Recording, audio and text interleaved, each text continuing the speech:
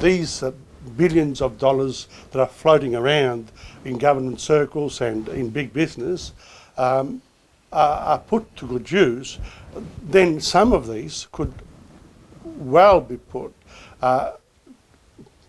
to help the small business sector, and especially those people who are struggling. In other words, yes.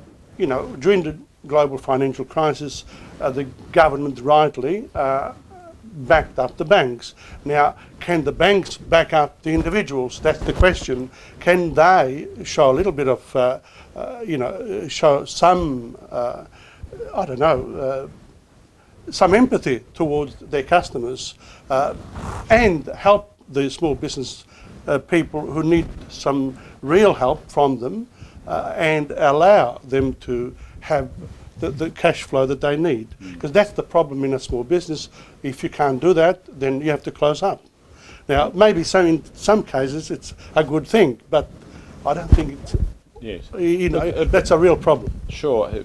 Tom, banks have a legal obligation to act in the best interests of their shareholders, but I think that part of that does involve treating customers well, treating customers appropriately, because frankly if customers are not treated well, they can move to other financial institutions, or you simply find the whole system grinding to a halt. So I think that banks do have community and social obligations as well as that primary legal obligation to act in the interests of their shareholders. And there are some people in the medium business sector, small and medium business sectors, that actually have assets. A lot of them have quite substantial assets, but then when they go to the banks, the bank turns around and says, well, your serviceability, in other words, your profit margin is not high enough, we're not going to give you any money. And you say, but look, we've got all these assets here, why can't you? Because if I do sell 1, 2, 3 investment properties, then I lose my income as well from those things that I've worked so hard for so long. So what is the answer? Some people would be, say, well, sell up everything, go into a superannuation fund and just pick up your pension from there.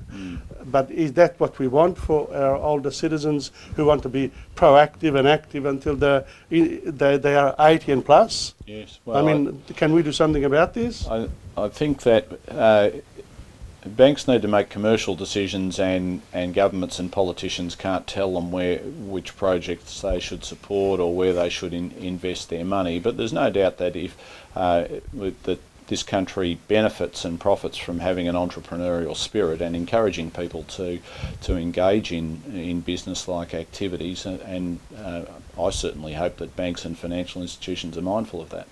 When I come back to my literary and artistic activities, the arts don't receive all that much help. There are a lot of people who want to do a lot of things in the artistic field, and they find it very, very difficult making a living out of it.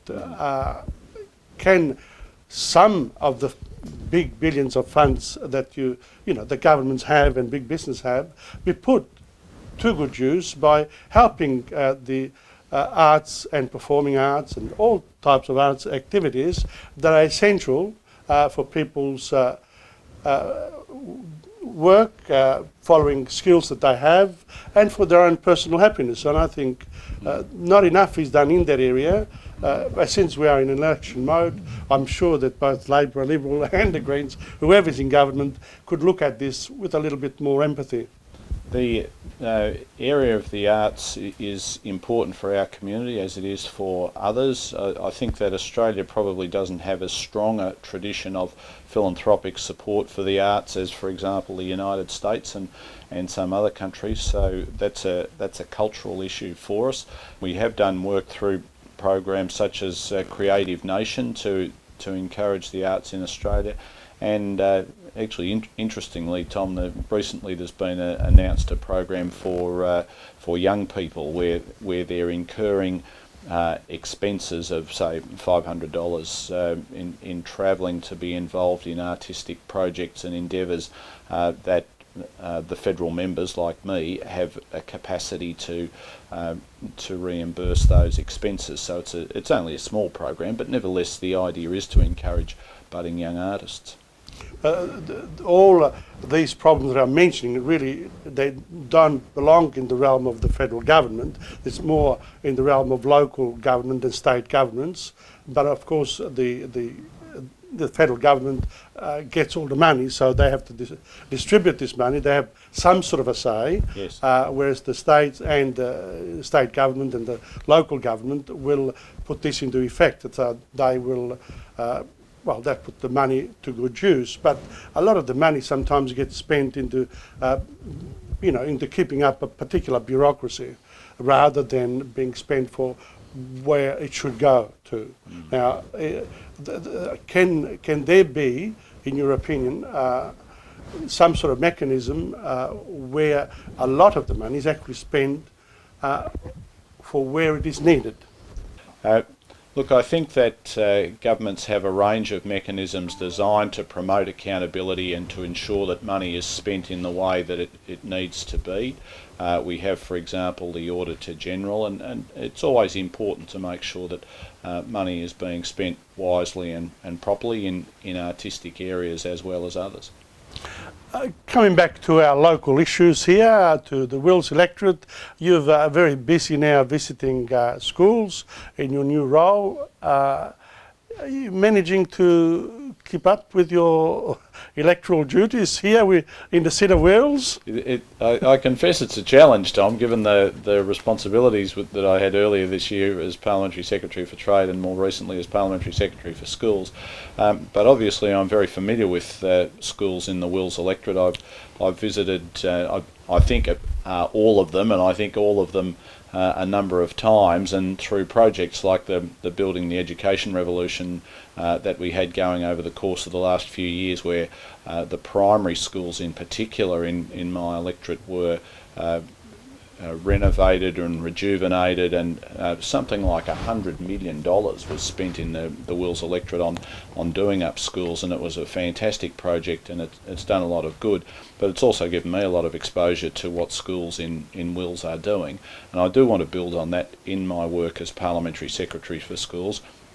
What we're trying to do here is to inject a lot of additional funding. The Australian government is prepared to put in an additional $10 billion over the course of the next 6 years, and is seeking $5 billion from the states to match that, if you like, so that we have $15 billion in additional funding for our schools right around the country, and that will go towards better teaching, better learning, more transparency and accountability, more needs-based focus for students. So we're looking to peg the funding for individual students at a level that we know will enable them to improve their literacy, improve their maths and science, improve their knowledge of Asian languages, and to really give them opportunities and to set up Australia to be a prosperous nation into the future.